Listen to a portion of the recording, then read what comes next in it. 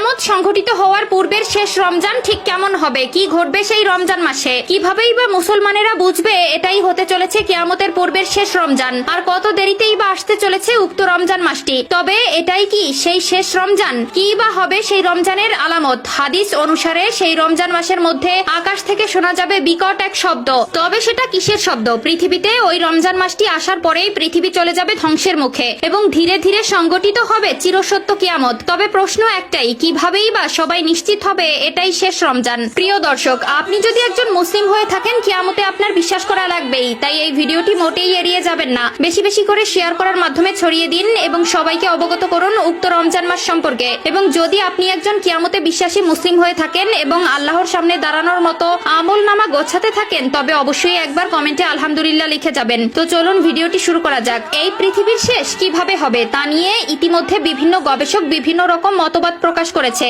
কেউ কেউ বলেছেন সূর্য এই পৃথিবীকে তাপ দেওয়া বন্ধ করে দিবে। সূর্যের আলো পৃথিবীর প্রাণের সবচেয়ে অবিচ্ছেদ্য অংশ, কারণ সূর্য সালোক সংশ্লেষণের প্রধান উৎস এবং পানি চক্র সূর্যের আলো ছাড়া ধ্বংস হয়ে যাবে। আবার অনেকে বলছেন পৃথিবীতে পানি শেষ হয়ে যাবে। তবে এর ভেতরে সবচেয়ে যুক্তিযুক্তপূর্ণ মতবাদ হচ্ছে পৃথিবী তার নিজস্ব ভর হারাবে, যার ফলে পৃথিবীর সাথে অন্য কোনো গ্রহের সংঘর্ষ ঘটবে, আর এজন্যই ধ্বংস হয়ে যাবে পৃথিবী। কিয়ামতের বেশ কিছু আলামত ইতিমধ্যেই প্রকাশ পেয়েছে, যা আমাদের প্রিয় নবী হযরত মুহাম্মদ সাল্লাল্লাহু আলাইহি ওয়াসাল্লাম 1400 বছর আগে বলে যাওয়া কথার সাথে মিলে যাচ্ছে। হাদিসে বর্ণিত আছে, মানুষ এতটাই সম্পদ প্রিয় হয়ে যাবে যে তারা অর্ধ উলঙ্গ অবস্থায় থাকবে, অথচ উঁচু উঁচু দালান কোঠা তৈরি করবে। অন্য আরেকটি হাদিসে আমাদের প্রিয় নবী সাল্লাল্লাহু আলাইহি ওয়াসাল্লাম বলেছেন, কিয়ামতের আগে সময়ের বরকত কমে যাবে, আর ইতিমধ্যেই এই সকল আলামত প্রকাশ পেতে শুরু করেছে। প্রিয় দর্শক, চলুন জেনে আসি কিয়ামতের আগে শেষ রমজান কেমন হবে, আর এটাই যে শেষ রমজান তা কিভাবে গবেষকরা বুঝতে পারবে। কিয়ামতের আগের রমজানে এক বিশেষ নিদর্শন দেখা যাবে।